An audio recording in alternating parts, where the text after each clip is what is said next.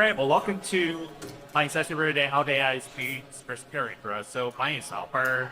I presented at Motions on it last year in San Francisco. And at that point, I was introducing a brand that I call subscription value, which is basically a system that I like to think about building consumer subscription businesses. And in that presentation, I talked about 10 proven tactics that some of the top consumer subscription apps, companies like Duolingo, Strava, or Tender are using to grow their businesses. So today, I'm going to repeat some of that content. So if you saw that last year, you see a few slides that probably spoken out there. But now busy talking specifically about how AI is changing consumer subscription app growth. So I'm going to be going through 15 additional topics I'd see top ask, complexity, gamma, Olin, and others use to grow their businesses. A little bit about me. So I'm the founder and CEO of Untitled Growth. That's a growth advice consulting firm, or with a number of ask about that in a minute. I'm also a venture advisor for NEA and an angel investor. Prior to starting this business a couple of years ago, I spent 10 years as an operator of new profitability as a multi-billion-dollar company. So most recently Fair, where I led all international category marketplace management. I also built a product team at Quizlet for almost 4 years, and I was the director of product at Annoy. So that's a little bit about my background. As far as why I think I'm a credible speaker on this topic, so I mentioned that I have this growth advising firm. We've worked with about 30 companies since inception. Those include some more traditional consumer subscription businesses that you've probably heard of, chess.com, Outside, both Outside Magazine, but also the Map My app, so Map My Run, Map My Fitness, Map My Ride, Imprint, which I think was on the market map that James showed earlier, Rise, which is a sleep app, and a couple others. And then more recently this year, we've started working with a number of the fastest growing AI companies in the world. So Perplexity is a company I'm guessing everybody in this room has heard of, Gamma, which is AI powered presentations, 11 Labs, and a few others. So with that, I'm going to jump into my presentations. I'm going to spend the first 5 or 10 minutes talking about this framework that I call the subscription value loop and why it's relevant. And then I'm going to go into specific tactics for each of the 3 steps in the loop, which are value creation, value delivery, and value capture. I'm going to try to get through all of this in about 25 minutes so that we can leave some time for Q&A at the end. One of the nice things about a smaller group like this is we can make it a little bit more interactive. So for the most part, I'm going to hold questions until the end, but if you have like a burning question that you just can't hold for the next 20 minutes, then raise your hand and I'll try to call on you as we go. Okay, so a little bit of context. You saw some of the numbers that Ariel just presented if you were on the main stage half an hour ago. So there are now more than 100,000 subscription apps in the app stores. I think he showed like roughly 3.5 million total apps across Google Play and the iPhone App Store, but about 100,000 of those are subscription apps, most of them fitting within about a dozen major categories that are shown on this market map. So there are a lot of consumer subscription apps out there. The problem is very few of them have had venture scale success stories, right? So less than 50 have ever reached billion-dollar valuations, and less than 10 have surpassed 10 billion. I think the most recent one was Duolingo, which I think is now around a $25 billion market cap, or they were at their peak. Their stock price has come down a bit in the last couple months. So why is this? Well, let's start with the good news. So, this clicker, okay, there we go. All right. So even companies that have gone public, and I mentioned Duolingo recently, have seen lots of volatility. So this comes from GP Bullhound, which is a boutique investment bank that focuses on M&A for consumer subscription businesses. And what you're seeing here is both total enterprise value over forward revenue and last trailing 12-month revenue. And so these multiples have fluctuated a lot over the last few years, particularly coming off of the end of the COVID-19 pandemic in late 2021 and 2022. All of the tailwinds that drove a lot of success for consumer subscriptions, the stimulus spending from the government, people not spending as much money on travel or on restaurants got put into digital spend. Well, that all stopped when the pandemic ended. And so you saw the multiples plummet coming off of the pandemic, and then they've started to recover over the last couple of years, which is a really good sign. But this is just to say that even those success stories that have gone public have still seen a lot of volatility.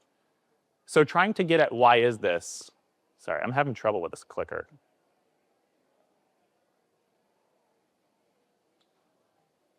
Okay.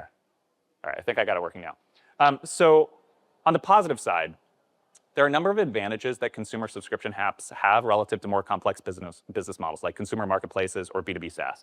So they typically don't require sales teams. They have very fast purchase cycles. They don't have to deal with complex marketplace dynamics. There are some consumer subscription apps that have 2- or 3-sided marketplaces, but they tend to be the exception.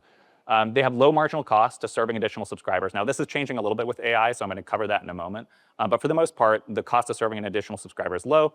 They have high gross margins that generally improve as the company scales, and then they can leverage the app stores for turnkey global distribution and support tools. And so all of this means that a typical consumer subscription app, whether it's an indie developer or it's a small team, they can launch and begin to scale more quickly with less outside capital than a lot of other business models. So that's the good news. They're easy to launch.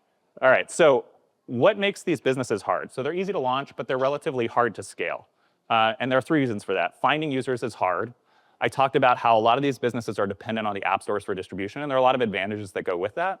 But there are also some disadvantages. And increasingly, these apps have had to turn to performance marketing platforms like Meta and Google in order to scale. And that just means that as more and more apps get launched, and you heard Ariel talking about that as well, the competition on Meta and other performance marketing platforms has gotten very fierce, which drives up paid CAC. The second one is keeping users is hard. So relative to B2B SaaS models, retention rates are significantly lower. And then monetizing users is hard because you can't land and expand the way you can with a prosumer or B2B business. Typically, you got one customer, you don't have multiple customers, and you don't have multiple tiers that you can upsell someone into. So don't just take my word for this. You can actually look at the data. So this is data from RevenueCat's latest State of Subscription Apps report from 2025. And so what this shows is even at the top quartile, so even 75th percentile apps are converting less than 6% of installs into subscriptions. And then they're losing more than 2/3 of monthly subscribers within the first 6 months. And they're losing more than 50% of their annual subscribers within the first year. So those are not numbers that are going to support a venture scale business. If you're a small team or you're an indie developer and you've bootstrapped the company, you can still have a good outcome. But if you're trying to raise venture capital, you're going to struggle to get investors excited about these numbers. The good news is, as you go further up market, so if you look at the top 10% of consumer subscription apps, the numbers start to look a lot better. So 12% install to paid conversion, close to 50% 6-month monthly subscriber retention, and nearly 60% 1-year annual subscriber retention. So these are the numbers you have to try to hit if you want to make a venture capitalist happy and ultimately achieve $1 billion plus valuation. Last year, I pulled numbers from the 2024 State of Subscription Apps report, and RevenueCat showed the 95th percentile. And at the 95th percentile, as you would expect, like the power curve just goes up even more steeply. So in the case of 95th percentile apps, it's more like a 3x increase on install to paid conversion rate versus the top quartile, and then significantly higher retention, as you'd expect. So that's what we're aiming for. But then the question becomes, how do you become one of those top 5 to 10%, right? It's much easier said than done. And so this is the framework that I teach in my course and that I advocate with my clients called the subscription value loop. And the idea here is there are a few components. So at the center, you have your unique and enduring core value promise. It needs to be unique because the app stores are more crowded than they've ever been. And as Ariel just covered, like the number of new apps being launched every day is growing exponentially. So your value promise has to be unique and differentiated from all the other apps out there. And it also needs to be enduring because as a subscription business model, you can't just generate value for users in the first week, the first month, the first 6 months. You have to keep delivering value over time. And most of the top subscription apps like Duolingo or Strava or Dmitry Gursky, who's the CEO of Flow, talks about this a lot on LinkedIn. It all comes down to long-term subscriber retention. That is the foundation of the business. So that's core value promise, which is at the center of the loop. And then you have these 3 steps. So value creation is all about delivering, building products and features that deliver value to your customers. This is typically led by core product teams. Value delivery is about cost efficiently getting the value of your products and features into the hands of your customers as cost efficiently as possible. And value capture is about making sure that you are converting enough free users into subscribers and generating enough revenue that you can reinvest it back into the business for product innovation and for marketing campaigns. And as you improve the value of your core promise and you get better and better at these 3 steps, value creation, value delivery, and value capture, your LTV over CAC ratio should go up, your payback period should come down, and the whole business is able to grow faster and more efficiently. Okay, so a few examples, and then we're going to get into what everybody I think came for today, and that is these proven AI playbooks for growing consumer subscription businesses. So these are 3 examples of companies that do a particularly good job across one of the 3 steps. In general, even the very best consumer subscription apps, it's not like they're going to be elite across all 3 of these steps. So that's not the goal, but the goal should be good enough across all 3, and then one of the best on at least one. So Duolingo, I think, is a great example of value creation, right? They've built a product that has fundamentally reinvented the language learning space. They've now expanded that beyond language learning into a number of other subjects. And then they're known for all these gamification tactics that make the product more engaging and more highly retentive. Strava is a good example of a product that grew primarily through organic channels like word of mouth for many years, whether that was people posting on social media because they wanted kudos for their activities, or it was people talking offline at running events or other activities around how great the product was. That really propelled their growth, and it allowed them to keep their costs very low until they got to a certain scale, and then now they're doing more performance marketing. And then third is value capture. So the example I use here is Tinder, and the reason for that is the dating category is uniquely difficult when it comes to generating revenue from your user base. Because if your product is good, then eventually people are going to churn. They find somebody they like, they don't need to stay on the platform anymore. And so if you look at what Tinder has done in terms of innovating on its monetization model, they have multiple subscription tiers, plus gold and platinum, and then they have in-app purchases like boosts and super likes that just allow them to capture more value from their whales. And so these are three examples of companies that have done really well on these steps, and that's helped to propel them to multi-billion-dollar valuations. Conversely, you can look at companies that have fallen down on any one of these steps. And you don't have to fall down on all of them. If you really fall down on just one of them, it can cause your whole growth strategy to grind to a halt. So the examples I use here, the first one is Chegg. So Chegg is a great example of a company that at its peak during the pandemic was at a greater than $10 billion valuation. The problem was its core value promise was entirely centered around content that it was creating through these third-party experts. Right? And so as ChatGPT and other AI tools came along, and as the ed tech space heated up and you have more of these smaller startups, that core value promise came under assault, and it became less unique and less differentiated. And as a result, they saw their subscribers and their revenue grind to a halt, and today Chegg is worth less than $1 billion. Second example is Blue Apron. So this was one of the first meal kit companies. Great product, and but highly dependent on performance marketing for growth. And so what happened was, and this is what happens to most consumer companies that get too reliant on paid ad spend, as they moved past their ideal customer profile and their early adopter, their LTVs went down, their CACs went up, and eventually the unit economics of the business didn't work anymore. And so they could no longer spend at the same scale on channels like Meta in order to keep their growth going, and as a result, their growth really slowed down. And then the third example is Pandora, and I went to college in 2004 to 2008, so I'm dating myself. I used to listen to Pandora all the time, great product. The problem was because it was ad-driven, they were only generating, whatever it was, 10 cents, 50 cents, maybe $1 per user over the course of a year because ad revenue was relatively small. So Spotify comes along with a subscription business model. They're making an order of magnitude, if not 2 orders of magnitude, more money per user. And so as a result, they're able to reinvest all of those additional resources back into product innovation and marketing spend, and they leapfrog Pandora in 2025 and are now worth significantly more than Pandora ever was. Okay, so I know that was a lot, but this was all meant to sort of ground everyone in how consumer subscription businesses grow, the various steps that contribute to that growth, and why each of those steps is important. And when I presented at App Promotion Summit last year, I presented these 10 proven tactics for growing consumer subscription businesses, which were build a great product, optimize pricing and packaging, deliver immediate value and onboarding, invest in web conversion flows, which is becoming increasingly popular, paywall optimization, maximize your value promise. I talked about Tinder and their various monetization strategies, minimize involuntary churn, leverage motivation tactics, measure and promote word of mouth, and then use strategic discounts and promotions. So these are sort of evergreen tactics that nearly every consumer or prosumer subscription business should be able to use to grow more efficiently. And which one of these is most important for your business will vary depending on where your bottlenecks are and what your model looks like, but they're pretty evergreen. I wrote a guest post for Lenny's newsletter, if you follow Lenny Rachitsky, that goes into a lot more detail on all of this. Okay, so all of that brings us to the new content for today's presentation, and that is how AI is changing these consumer subscription growth playbooks. So for the remaining 20 minutes of our session, before we get to Q&A, I'm just gonna go through 5 examples of tactics that you can be thinking about for your business across first value creation, which I would argue is the most important step in the loop, then value delivery, and then finally we'll do value capture. And a lot of these come from clients that I've worked with directly over the last 6 to 12 months or other AI companies that I just admire and think we can all learn a lot from. Okay, so the first one here is providing an automagical, what I call an automagical experience during a user's first session. So what I mean here by automagical is AI, for the first time I would argue since the 2008 to 2013 period when smartphones were really coming into the golden age and there were all these new things all these new product experiences you could deliver to users that felt magical. AI has created a window of opportunity for that hasn't existed in quite some time. And so there are many examples we could point to here. I'm sure everybody can remember their first time using ChatGPT and what an amazing experience that was. So this company called Tolan has built an AI companion, but unlike Replica or some of the others out there that are meant to be like sort of adult romantic companions, this company is targeting Gen Z women, so it's mostly teenagers and 20-somethings, and it's really just meant to be a friend and a supportive helper. right? And so this can be anything from mental and emotional support to relationship advice to homework help.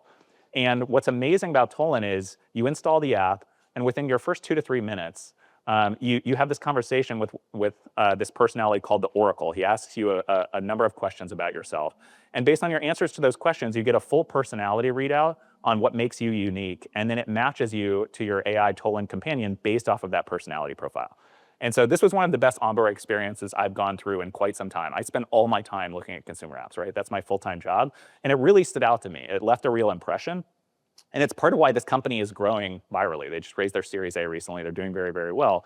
And part of it is they have this really unique and differentiated experience. So specific tips here are deliver value, ideally within the first 30 seconds. There was a study released by Microsoft in 2015 where they showed that the average human attention span had dropped from 12 seconds to 8 seconds from 2000 to 2015.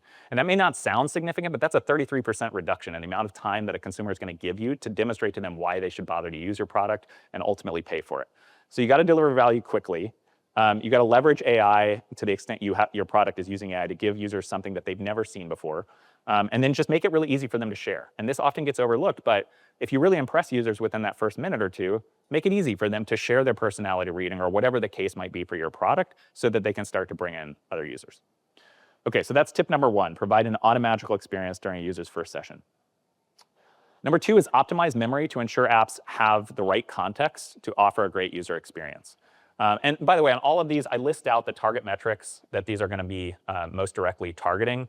I have a whole other blog post that goes into something called the subscription value loop calculator, where you can actually plug in your numbers and see how they compare to other companies in your category at certain percentile tiers. So you can check that out if you're interested, but I'm not going to go through the metrics on each of these because it'll take too long. As far as specific tips here, so what I'm getting at is you want to make sure that the context window that you're setting for any of your AI features is large enough to build a real foundation of trust with your user. In the case of a product like Tolan, to build an emotional connection.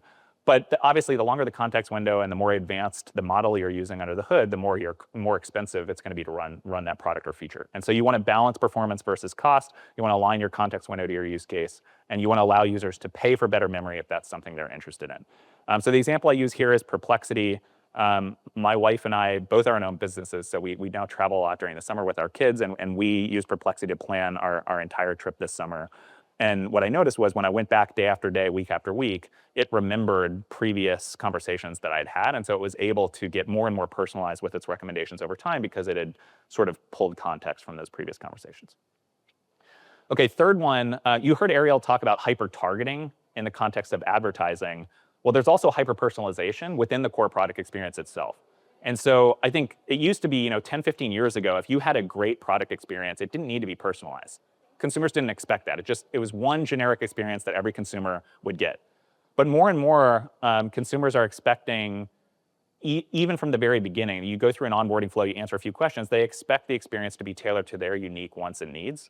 And AI creates opportunities for hyper-personalization, basically going beyond the basics of, in this case, Runna is the example. So Runna is an app like Strava that helps people training for their next marathon or their next race. So you answer a handful of questions and which race you're preparing for, and based on that, it will build you a hyper-personalized race plan. But then based on every workout, every time you go out on a run, it will track what your performance looks like relative to what the target was, and then it can make your plan on the margins more or less aggressive based off of how you're performing on those runs. So using AI to continuously update and improve the experience over time is really important, and it will help you stand out versus all of those other apps in the App Store. Number 4 is using extrinsic triggers to help users form habits quickly. So this is one of a few that I put in here that doesn't strictly depend on AI, right? Like this has been a good best practice for many years. Push notifications, whether that's on mobile or web, emails, other ways of just reminding users to use your product can be powerful. For anybody who's read the book Hooked by Nir Eyal, he talks about the importance of extrinsic triggers to sort of jumpstart a habit loop, and then over time, those extrinsic triggers become intrinsic triggers, and the person just sort of intuitively knows to come back to your product for a particular use case. But in the age of AI, where so many new products are getting released every day and every week, and where there's so much noise, I think this has just become more important than ever. And so the example that I use here is Granola. I don't know if anybody in the room has used Granola for sort of taking notes during a meeting. There are many of these AI note takers. There are a number of reasons why Granola has become the market leader I think one of them is they've built this really elegant product solution that reminds you, okay, your new meeting is starting. Here's who the meeting's with. Go ahead and turn Granola on, start the recording. You can also install a widget on your mobile app to remind users to use that, and then you can incorporate a visual component on the web. So when you're recording a meeting with Granola, there's like a little G icon that will show up, and it's got the little blinking red dot, and so you know that the meeting is being recorded. And these little subtle product decisions have made a big difference in just making sure people are building that habit loop that's going to keep them coming back. And then the last one is just innovating really rapidly to stay ahead of the curve. So the example I'm using here is StudyFetch. I spent nearly 4 years, as I said, building the product growth team at Quizlet. StudyFetch, in many ways, is sort of building a next-generation Quizlet, where they're using AI tools to do everything from flashcards to educational games to recording lecture notes and generating AI-powered summaries of what you're learning. The point here is product market fit is a moving target. And the faster the pace of innovation, the faster that moving target moves. And so you have to stay ahead of the curve, and ways to do that are staying on top of the latest LLM updates, prioritizing speed over UI UX polish, right? Like if something is the core of your product experience, you want to make sure that it's really user-friendly. But if you're innovating at a rapid clip, you don't need to perfect every pixel. Just get something out, make sure it's resonating with people, and then once it's time to really double down and invest, then you can do that. Promote launches on social media, and then build a community of evangelists. And I'll talk a little bit more about this in the context of value delivery. But the reason this is so powerful is it builds trust with users, and it helps them understand these new AI features as you're releasing them, because in a lot of cases, your users have never seen these features before. Like they're new features that couldn't have existed prior to AI. And so the more you can build a community that helps explain that to new adopters, the more successful you're going to be. Okay, so those were the 5 tips for value creation. Now we're going to move on to value delivery. So value delivery is all about making sure that the products and features you're building can make their way into the hands of your users. And ideally, you're doing that as cost efficiently as possible, which means you're not just spending all of your money on meta ads. Okay, so the first tip here, and this is another one that existed prior to AI, but AI is changing the game on how you do this, is leveraging product-led growth loops to amplify word of mouth and SEO. And so the whole point is, especially when you're early as a consumer startup, you want to avoid getting overly addicted to paid ads, because you'll end up more often than not, you'll end up in the blue apron trap where your unit economics eventually don't work. So Gamma is one of the fastest growing AI companies in the world right now. They're AI-powered presentations. 4 examples of organic growth loops that they've used to grow their business. So personal viral loop is where people are inviting others to the product, specifically because it makes the product better for them. This is the true definition of a network effect, right? Like the phone is a good example. The more people have phones, the more valuable the phone becomes for any individual user. I know that's an old example. For Gamma, if you are a professional, if you're a knowledge worker, then obviously you want your colleagues using Gamma because you can collaborate on presentations, you can share presentations. And so they get a huge amount of benefit from this personal viral loop. Social viral loop is a little bit of a different flavor. It's still word of mouth, but it's you want credit for being one of the people who's an early adopter of a product, because it makes you look like you're in the know. And so this is why you see people posting about Gamma on X or on LinkedIn, because they want to be seen as one of the smart early adopters who are on the cutting edge and who've adopted this new tool and are saving time. So that's the social viral loop. The casual contact loop would be, in Gamma's case, somebody's giving a presentation and they're using Gamma to deliver that presentation. So this example actually comes from App Promotion Summit a couple of years ago, and there was somebody who was presenting with a Gamma presentation. In many cases, if you're on the free plan for Gamma, they've got the Gamma watermark on each of their slides, and so people learn about the product that way. And then the last one is UGC-driven SEO, or now answer engine optimization, which is basically the AI equivalent of SEO.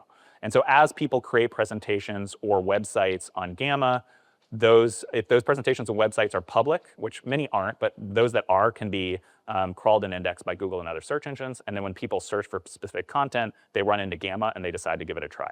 And all of this just means your blended CAC is going to be lower because you have ways of growing that don't depend on paid advertising.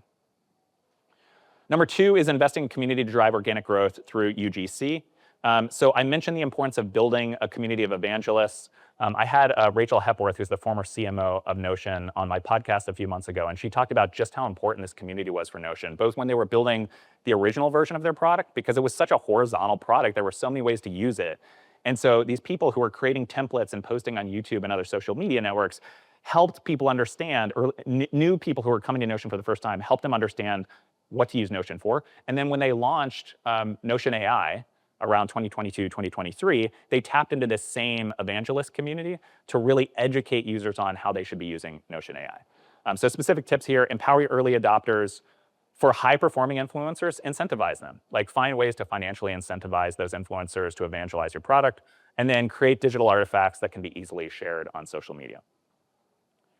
Number 3 is using ad budgets to double down on high-performing UGC. So I started with 2 examples of organic value delivery tactics. Now we're going to get more into tactics that help you increase the efficiency of your performance advertising spend. So the example here is Ladder. This is one of the fastest growing fitness apps, I believe, in the world right now. It's a strength training app. And the key to their early success was they figured out a playbook for identifying and recruiting influencer coaches, right? Fitness experts who already had a following on YouTube or TikTok. And they got them on their platform. And they encourage these coaches to generate a bunch of their own user-generated content on TikTok or these other social networks. But then the content that performed really well, they would double down on with advertising spend. So on TikTok, they would pour a whole bunch of money into Spark ads, and that would dramatically expand the reach of the best performing content. And so this is a playbook that is now being adopted by more and more consumer and prosumer businesses, because you can generate huge amounts of content relatively inexpensively if you're partnering with micro-influencers who have relatively small followings. But then it's a portfolio approach. A lot of that content isn't going to work at all. It's going to be a total dud. But if 1 out of every 100 goes viral, okay, it's still cost effective, and then you can put your money against the best performing creative. One other tip here is you can pay micro-influencers based on performance. So pay them based on CPM, not based on a flat rate, and that reduces any risk you have on your spend. Number 4 is using AI tools to build and test hundreds of creatives per month. So on TikTok in particular, it's a volume game. Like, more and more, if you talk to the best TikTok marketers, they'll tell you it's a numbers game. You just got to get a lot of different content out there, and a lot of it's going to miss, but the hits are so big that they offset the losses that you take on the misses. So specific tips here: use AI tools like 11 Labs, Suno, VO3 in order to just generate content at a faster clip. And then the example I'm giving here is Runna.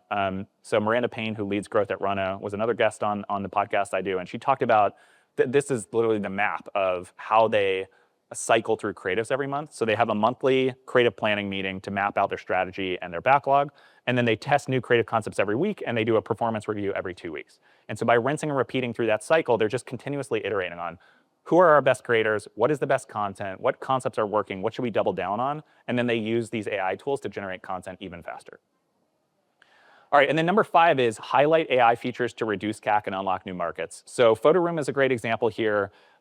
When they launched their AI-powered background removal feature, where you can upload any photo and the AI would remove the background and let you replace it with whatever you want, they led with this in their paid ad campaigns, and it drastically reduced their paid CAC. Particularly in some international markets that were previously unprofitable. And so this change allowed them to expand into markets like Brazil and Thailand and Indonesia, where previously it wasn't cost efficient for them to access new users. So the keys here are: lead with your automagical AI features. For videos, optimize for view-through rates in the first 6 seconds, because that's a leading indicator that the ad is going to perform well. Tie ads to feature-specific upsell flows, and then use those lower CACs to unlock new markets, whether that's new markets in terms of geographic expansion, or it's new markets in terms of customer segments that you previously couldn't access. Okay. All right, so we're going to go to value capture, and then I'm going to wrap things up and move to Q&A. So value capture is probably the most overlooked step in the subscription value loop, and that's simply because when you're a startup, you're focused first on just creating a product that's interesting to users. But at some point, you've got to generate enough revenue back from those users in order to be able to reinvest in product innovation and paid marketing spend. So the first example I use here is use cheaper, faster LLMs when the performance is good enough. This is John Nerona. He's the co-founder and chief product officer at Gamma. And he talked about how when Gamma was just getting started, they would often use open source LLMs instead of OpenAI or Anthropic because they were faster and or less expensive, but the performance was good enough. It wasn't as good, but it was good enough. And so as a result, they were able to save a lot of money, be a lot more cost efficient, and in some cases, deliver a better user experience because the model just worked faster. So the tips here are: experiment with open source models. There's a tool called LM Studio you can use to test out a whole bunch of open source models and see which ones are working best for you. And then depending on your use case, just be willing to trade off performance for superior speed or cost. In the interest of time, I'm going to skip the video here, but if anybody's interested, I can follow up with it. Number 2 is offer 2 subscriptions with basic versus AI-powered features. So Duolingo released a second subscription tier for the first time in 2023 called Duolingo Max.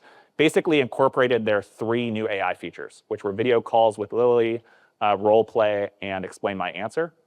The reason this is so important is because unlike legacy subscription apps where the cost of serving a marginal subscriber was 0 or close to 0, in many cases, these AI-powered features have non-trivial underlying costs, right? Because the compute cost of the LLMs can be significant. Those costs are coming down over time, but they're still non-trivial. And so tips here are you can use subscription pricing and packaging techniques. A few of my favorites are Van Westendorp, Gabor Granger, and Max Diff to figure out willingness to pay and figure out which features are the most popular and the highest willingness to pay.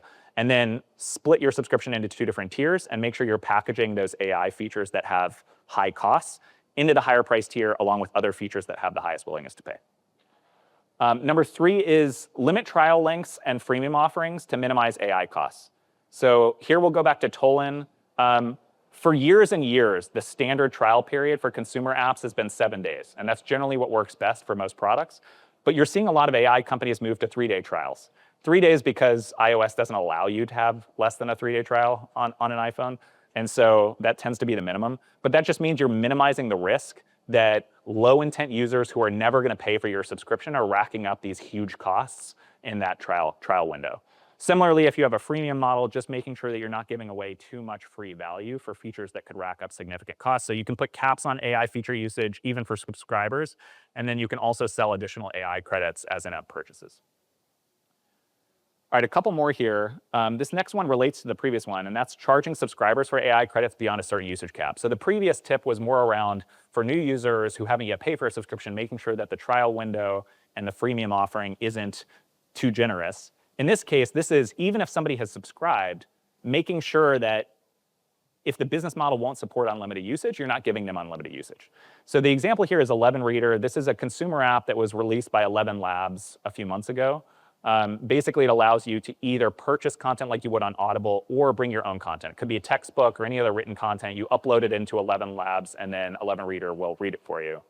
So what they do is they offer multiple subscription plans with varying amounts of AI feature usage. Users can purchase AI credits a la carte if they exceed their cap, and then they set their prices to ensure they're covering their costs while nudging more users into subscriptions versus in-app purchases over time. And then the last one sort of is at odds with the first 4 under value capture. So the first 4 were all tips around how to make sure you're covering your costs and you're not losing money on these whales. But in certain cases, you actually want to go the opposite route. And so the figure here comes from ChatGPT. ChatGPT, even though they're like the fastest growing consumer app in history, there's sort of this legend on how they set an original consumer subscription price at $20 per month. And that was they used the Van Westendorp analysis. They had this Discord channel and they just asked a whole bunch of people who are their early adopters, what would be too inexpensive, starting to get expensive, and too expensive, which is how you do a Van Westendorp analysis. And what it told them was $20 was the optimal price point. But what that meant was they have power users who end up being unprofitable because they use the product so much that the compute cost they're generating is more than that $20 per month. So they're losing money on some of their most valuable users.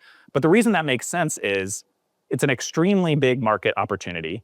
It's fiercely competitive, and the market dynamics are going to trend towards winner take all or winner take most, which means that it's actually worth it for them to lose money on certain users if the price for the rest of the user base is such that they can grow faster, and if those users who are losing money for them love the product so much that they'll evangelize it, which in many cases they do. And so this probably doesn't apply to every company, but if you are in a particularly large market that's very competitive, it can make sense to lose money on power users if it leads to more viral growth. Gamma is another example of a company that I know has experimented with this. Okay, so that was a lot. I know we covered a lot over the last 30 minutes. If you remember nothing else, just remember these 3 things. Consumer subscription apps are easy to launch but hard to scale.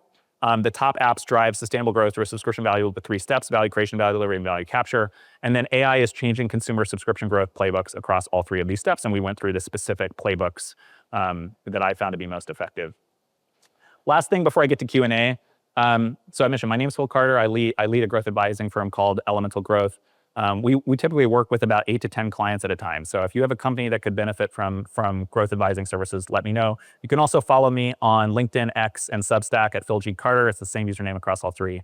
And then I mentioned a couple times this podcast that I launched in January. So every episode is a story about a top consumer or prosumer subscription business and how they drove exponential growth. And so we've had a lot of great stories on there. And if you're interested in that, you can check that out.